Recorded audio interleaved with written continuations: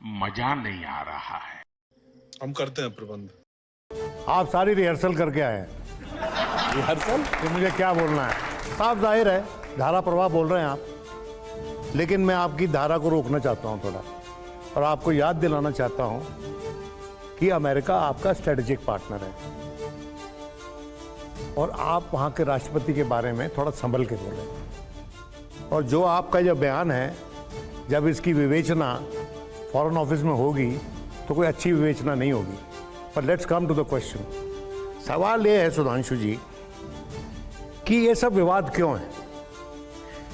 1 तारीख को हर बरस भारत और पाकिस्तान एक लिस्ट एक्सचेंज करते हैं जो हमारी न्यूक्लियर इंस्टॉलेशंस की और उनकी न्यूक्लियर इंस्टॉलेशंस की लिस्ट होती है, और हमें पता होता है कि वहां अटैक नहीं करना है।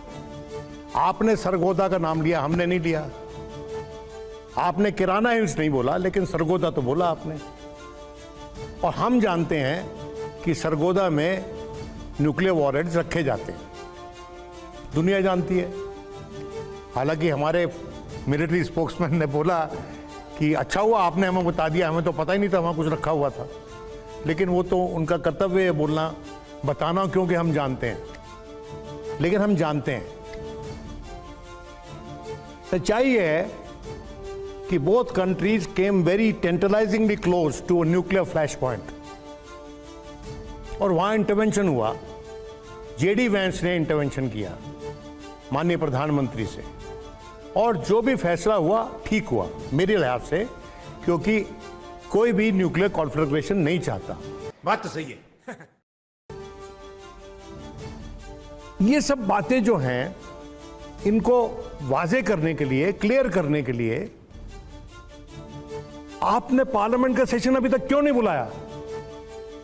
इतिहास बताता है कि 62 में पार्लियामेंट का सेशन बुलाया गया विपक्ष के दबाव में, 65 में बुलाया गया, 71 में लड़ाई चल रही थी, रोज शाम को रिपोर्ट कार्ड दिया जाता था पार्लियामेंट में बाय द डिफेंस मिनिस्टर।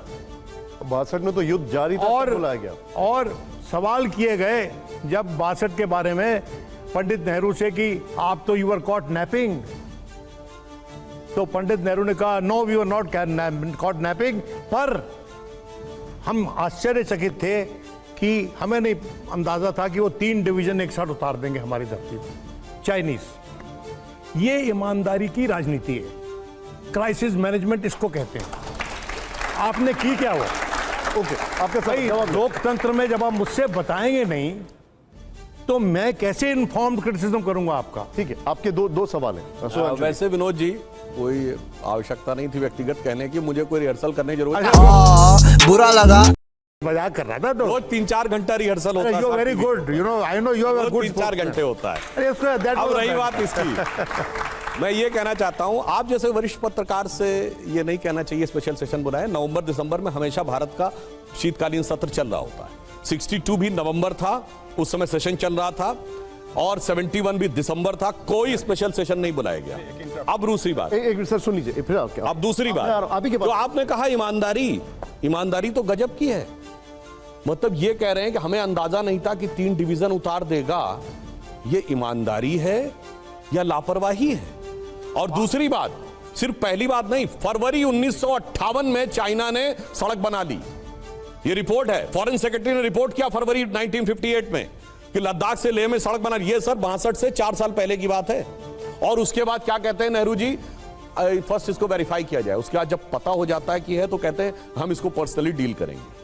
उसके बाद 59 में तिब्बत पूरी तरह कब्जे में आ जाता है। उसके बाद सर अप्रैल 60 में चाओ इन लाई भारत में आते हैं, 5 दिन रहते हैं, उनका स्वागत होता है। इतना ही नहीं, भारत चीन को संयुक्त राष्ट्र संघ में स्थापित करके स्थायी सदस्यता देने की रिकमेंडेशन करता है। सर आप इसको उदारता कहेंगे?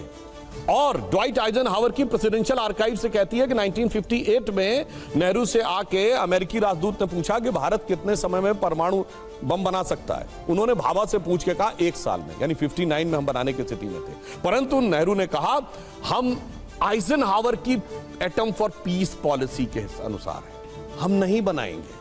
और साहब नहीं बनाया। और उसके बाद 60 में, अब जब पूरी बात कह रहे थे, जॉन एफ कैनेडी ने जब पता चला कि चाइना करने वाला है तो अमेरिका ने कहा हम बना के दे देते हैं, क्योंकि वो नहीं चाह रहा था किसी कम्युनिस्ट कंट्री की बात एशिया में हो। अच्छा, तो कहा अब हम नहीं बनाएंगे क्योंकि हम चीन के साथ लड़ना नहीं चाहते। और उसके बाद सर 19 नवंबर 1962 को नेहरू ने जो लेटर लिखा है कैनेडी को, जो कैनेडी लाइब्रेरी द्वारा 2010 में डिक्लासिफाइड किया गया है, इतना शर्मसार करने वाला लेटर है। वो कहते हैं आप हमें B-2 बॉम्बर्स के 2 स्क्वाड्रन भेजिए, अपने ही पायलट भेजिए, अपनी ही कमांड में भेजिए, अन्यथा चीन नॉर्थ ईस्ट को कब्जा कर लेगा। ये डिक्लासिफाइड लेटर है, 19 नवंबर 62 को 2010 में डिक्लासिफाइड हुआ। और उस समय के आपने हेंडरसन बुक्स रिपोर्ट क्यों नहीं रिलीज की? उस समय have you not release the Henderson books report? ये सब मत बोलिए आप। हेंडरसन बुक्स रिपोर्ट क्यों नहीं रिलीज किया आपने? अब ये बताइए, यही तो मैं कह रहा हूं, अब तो 62 साल पुरानी रिपोर्ट का अरे कोई भाई, मतलब नहीं है। आपकी सरकार 12 साल से है। अरुण जेटली जी प्रॉमिस करते थे हम रिलीज करेंगे, आपने नहीं की अभी तक। 12 साल हो गए। एंडरसन ब्रिक्स रिपोर्ट को अगर जारी किया जाए, एक तो देखिए जब हमारी सरकार आई तो 52 साल हो चुके थे। कितने लोग जीवित थे सर उस जमाने के जो डिसीजन लेने वाले थे? यार हम कह रहे हैं रिपोर्ट रिलीज नहीं किया। अब रिपोर्ट रिलीज में सर, अब मैं बता रहा हूं, रिपोर्ट रिलीज करते भारत की बहुत बेइज्जती होती। अच्छा, नेहरू की वो चीजें उभर के सामने आती जो हम नहीं चाहते थे कि एक लिमिट से ज्यादा देश की बेइज्जती हो। इसलिए मैं आपसे कहना चाहता हूं, जो बातें पब्लिक डोमेन में है, 21 जून 52 को नेहरू से प्रेस कॉन्फ्रेंस में पूछा गया कि क्या आपने चीन की फौज को चावल दिए हैं, सप्लाई किया रसद? कहते हैं हाँ थोड़ा सा किया है। थोड़ा जानते कितना था? 3000 टन। लेकिन जबकि उस समय वो तिब्बत में अत्याचार कर रहे थे। ये तो सर वो है जो सरफेस पे आ गया। इसलिए आप लोगों जैसे वरिष्ठ पत्रकारों को ये ध्यान रखना चाहिए। तिब्बत पे सुज़रेनिटी चाइना की किसने मानी? सर मैं आ रहा हूं। अटल जी ने मानी। नहीं सर, 1949 सुनिए सर, 1949 नवंबर में यह लेटर लिखा गया भारत के विदेश विभाग की तरफ से। चैलेंज करके पूछ रहा हूं, के.एम. पाणिक्कर उस समय वहां पर राजदूत थे। उन्होंने लिखा India accept Chinese sovereignty over Tibet. और यह पार्लियामेंट में प्रश्न उठा। पार्लियामेंट में प्रश्न उठने पे MOS थी उस समय कोई लेडी, उन्होंने जवाब यह दिया। अब सुनिए सर, ये पार्लियामेंट प्रोसीडिंग का है, हवा में बात नहीं कर रहा हूं। उन्होंने जवाब यह दिया कि हमसे पूछे बगैर राजदूत ने लिख दिया, हम सुज़रेनिटी लिखना चाहते थे, सोवर्निटी हो गई। तो राजदूत पे कार्रवाई की या नहीं की? हमने सोवर्निटी मान ली चाइना की, ठीक है, तिब्बत के ऊपर, और वहीं से सारी समस्या शुरू हुई। जयशंकर फ्रांसो जी, मैं एक क्लैरिफिकेशन करना चाह रहा था जब इनकी बात का आप जवाब दे रहे थे। 62 में अपोजिशन की डिमांड पे संसद का विशेष सत्र हुआ था। अपोजिशन ने कहा था बेशक आप गोपनीय रखिए उसको पब्लिक मत बनाइए। नेहरू ने कहा नहीं, चर्चा होगी और पब्लिक चर्चा होगी। वो भी दूसरी बात सुन लीजिए, आप बार बार कह रहे हैं ट्रंप के बारे में। ट्रंप बार बार बोल रहा है, हर मौके पर बोल रहा है, 10-12 बार हो चुका है कि मैंने कराया, मैंने मध्यस्थता कराया। हम ये जानना चाहते हैं, सबसे पहली सूचना संघर्ष विराम के बारे में अमेरिका से आई थी। न तो पाकिस्तान के DGMO ने कहा, न हिंदुस्तान के DGMO ने कहा, न हिंदुस्तान के प्रधानमंत्री ने कहा, न पाकिस्तान के प्रधानमंत्री ने कहा। बताया किसने? अमेरिका ने। दूसरी बात ये कि जब हमारी सेनाएं बढ़त पर थी, हमने संघर्ष विराम क्यों किया? एक जवाब तो चाहता है आदमी। ऑपरेशन सिंदूर से आपने क्या हासिल किया? पहलगाम के जो 4 कातिल थे उसमें से एक भी मारा गया क्या? हमको नहीं पता। एक भी आतंकी सरगना हाफिज सईद, सैयद सलाहुद्दीन, मसूद अजहर मारा गया क्या? क्या हासिल किया हमने? तो बार बार आप लोग जो रट बना रहे हैं। देखिए, आपने बात बड़ी वाजिब कही है, यही मैं बताना चाहता हूं। और देश जो समझ के ना समझना चाहे उसके लिए क्या कहा जा सकता है। 2016 में हमने सर्जिकल स्ट्राइक की और आतंकियों का कैंप डिस्ट्रॉय किया। 2019 में हम एक स्टेप आगे गए, अब हमने एयरफोर्स से स्ट्राइक की और आतंकियों का लॉन्च पैड डिस्ट्रॉय किया। 2025 में हमने जाकर उनके हेडक्वार्टर डिस्ट्रॉय किए। इससे ज्यादा सर इकबालिया क्या हो सकता है? शहबाज शरीफ का बाइट अवेलेबल है कि 9 और 10 अगस्त की दरमियानी रात पहलगाम का कोई आतंकवादी मारा गया कि नहीं? पहलगाम का जो कातिल था, 4 कातिल थे जिनकी पहचान हो गई। पहली बात, आए कैसे? वो उड़ के आए, ड्रोन से आए, कैसे आए? दूसरी बात, फुर्सत के साथ उन्होंने पूछा कौन हिंदू है, कौन मुसलमान है, खतना हुआ है कि नहीं हुआ, इतना पूछते रहे फुर्सत के साथ, और उसके बाद टहलते हुए चले गए। हमारी सिक्योरिटी फोर्सेज वहीं थी। क्या हुआ? ठीक है, जवाब आपने जो सवाल पूछा है सर, देखिए, जिन लोगों को थोड़ी भी समझ होगी, एक होता है माफिया और एक होता है उसका शार्प शूटर। शार्प शूटर को भी पकड़ा जाएगा, मगर जो उनके आका थे उन्हीं के घर के ऊपर बम्बार्डिंग करके बता दिया है। नहीं, उनके परिवार और को इसलिए मारा, उनके परिवार को मारा, सर, एक आप भी आका नहीं मारा डिबेटिंग में क्यों आ रहे हैं सर? अपनी भावनाओं पे नियंत्रण रखिए नहीं। ना सर, अपना अपने टर्न पे बोलिए। आप तो एकदम डिबेटिंग में आ गए सर। अरे कहना क्या चाहते हो? जैसे बीच में। अब मैं बता रहा हूं साहब, एक दौर था, क्या आप बात कर रहे हैं सर? एक जमाने में तो वो लोग आते थे, क्या धमाधम धमाके करके जाते थे। दिल्ली, मुंबई, चेन्नई, गुवाहाटी, लखनऊ, फैजाबाद, वाराणसी, जयपुर, सूरत, नागपुर, बताइए कोई ऐसी जगह रहती थी जहां ना है? और उसके बाद सुनिए क्या होता था। उसके बाद हम 26/11 के हमले के बाद एक न्यूट्रल डेस्टिनेशन शर्म अल शेख पे पाकिस्तान से ज्वाइंट डिक्लेरेशन साइन करते थे जुलाई 2009 में, और लिखते थे शांति वार्ता प्रभावित नहीं होगी। उस समय भाजपा क्या करती थी? सुनिए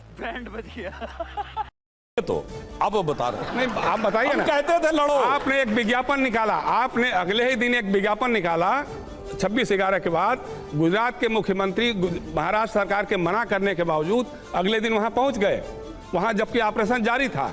सर मुझे लगता है आपके जैसे वरिष्ठ लोगों को बचकानी बात नहीं करनी चाहिए। नहीं, बचकानी ने जब सेना का, सर एक मिनट सुनिए, रिकॉर्ड है, सर, रिकॉर्ड सुनिए, है। जब सेना का आप ऑपरेशन भी चल रिकॉर्ड रहा हो, जानते हैं। सुनिए, जब सेना का ऑपरेशन चल रहा हो रिकॉर्ड हम भी और जानते हैं। सरकार प्रदेश में भी आपकी, केंद्र में आपकी, कैसे अलाउ कर सकते हैं आप? सर, क्या बच्चों जैसी बात अरे करने लगे गृहमंत्री हैं? ने- ऑपरेशन चल रहा था, एक उस समय जयशंकर जी, चले गए। एक मिनट। अरे भाई आप, नहीं, अरे स्टेट पे अलाउ। जयशंकर अरे जी। सुनिए एक मिनट, कितनी बार योगी जी का हेलीकॉप्टर नहीं ममता बनर्जी ने उतरने दिया? आप कह रहे हैं बगैर परमिशन के मोदी जी चले गए। इसका मतलब आपकी सरकार क्या करती रहती है भाई?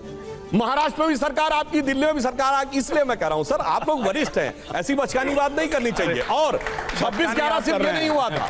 26/11 कब हुआ सर? 26 नवंबर 2008।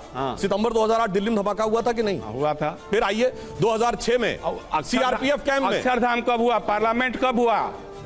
बस हवा निकल गई। ये भी तो गिनना चाहिए ना आपको। दीजिए एक मिनट जयशंकर जी, अब उसका सुधांशु जी सुनिए। को ये एक अब मिनट, फिर सुधांशु जी सुनिए, वो सुनिए। सवाल पूछ रहे हैं कि 26/11 के आतंकियों को मार दिया गया, एक को पकड़ लिया गया। पहलगाम के आतंकी वो निकल गए, गायब हो गए, उनके बारे में कोई डिटेलिंग नहीं। हाँ, जो 26/11 है वो भी मैं बताना चाहता हूं। ध्यान रखिए, जितने आतंकी थे सब फेक हिंदू आईडी लिए हुए थे, सबके हाथ में कलावे थे।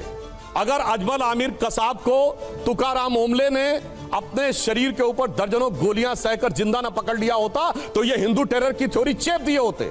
इन्होंने तो किताब लिख दी थी 26/11 इज एन आरएसएस कॉन्स्पिरेसी। इससे बड़ा मजाक हो सकता है कि इनकी सरकार कहे हाफिज सईद ने कराया और इनका नेता कहे 26/11 आरएसएस। सवाल कुछ और किताब नहीं, सवाल यही है। मैं दूसरी बात कह रहा मेरा हूं। सवाल पहलगाम को लेकर है, आतंकियों को लेकर। मेरा सवाल यह है कि सुरक्षा का मजाक सत्ता में रहकर भी मनाते थे, सुरक्षा का मजाक आज भी बनाते हैं। अब मैं बताना चाहता हूं, सुनिए, आज ही इनके बयान नहीं कोट हो रहे हैं। 26/11 में जब इन्होंने कहा आरएसएस कॉन्स्पिरेसी है, उस समय हमारे खिलाफ उस बयान को कोट किया पाकिस्तान ने। देखिए साहब, इनकी सरकार है और इनकी सरकार का नेता, रूलिंग पार्टी का नेता एक